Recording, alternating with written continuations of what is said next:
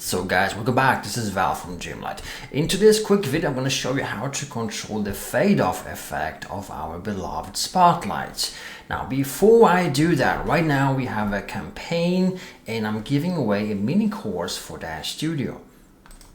So be sure to check the link below this video. You're getting this free character, the entire pose, the entire scenery, the backdrop you're seeing here, all the lights. I'm giving away all that for free, and you get a cool mini course called the 7 biggest DAZ Studio 3D art beginner mistakes and how to fix them today.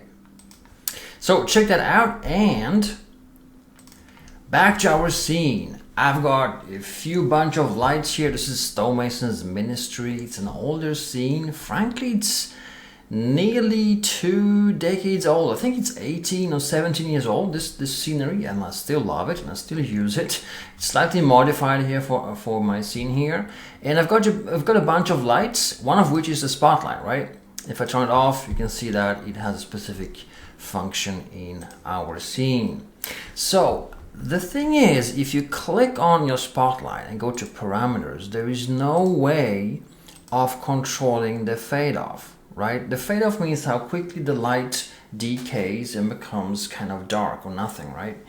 And the thing is, if I punch this light really intensely, we can see that it kind of attacks her and then also partially the scene here, and it doesn't fade off, it doesn't wear off, it just full on, right?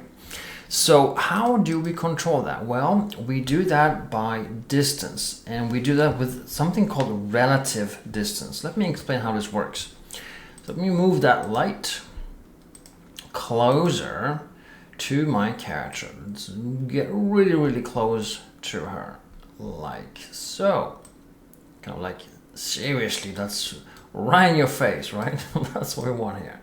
Okay, so now if I kind of do a preview on this, we're gonna see two things happen. One of them is that we see the light. There is a render emitter, function. You can just click on to remove that. That's solved. The second thing we see is that the light is very intense, right? So let's bring it down. I mean, we are closer to her, right? Duh. So naturally it's kind of more intense, right? But now that we have that kind of dialed down a little bit, you can see that, let me just turn off the selection.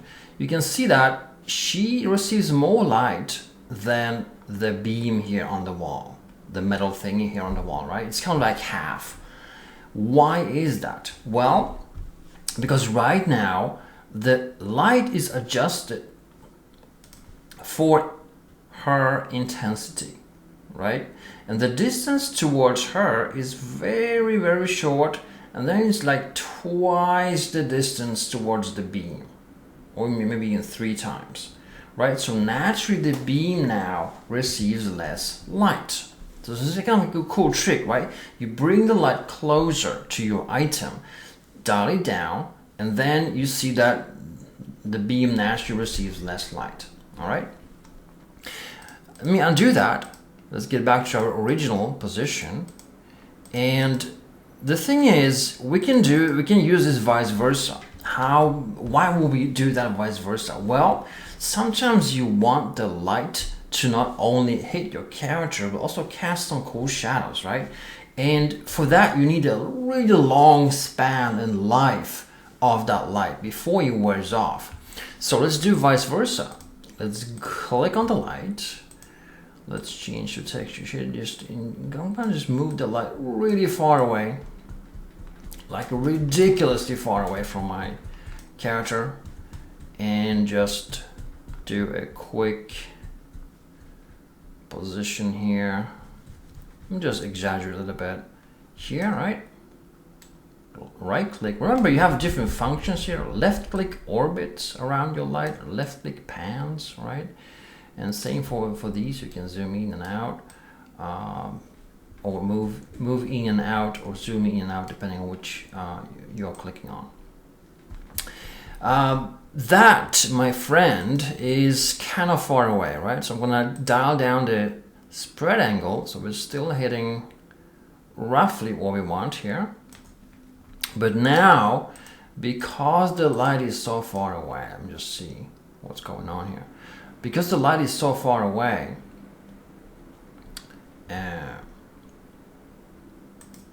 you can feel it on the back of the wall with the same intensity, right?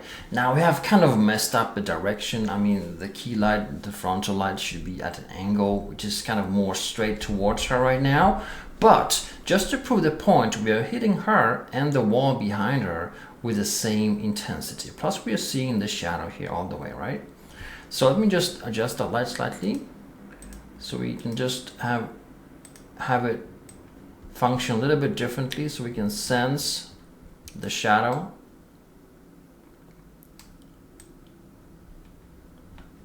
Let's do it really low, like ridiculously low, right? So we can clearly get the shadow from it. There we go. Now by having the light like this right now, and we can also dial down the size of it. By doing so, we get a sharper and more intense shadow, right? And let's go up a little bit. There we go. Cool, cool, cool.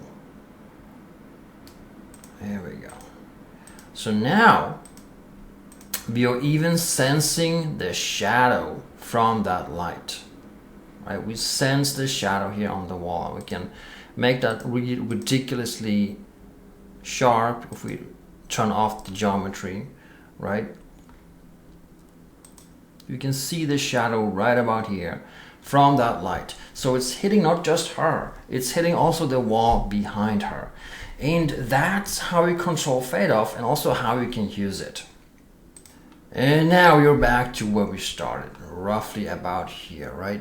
And this, my friend, is how you control your light fade-off effect by the relative distance towards your object. Now remember to check the link below this video for more cool free stuff.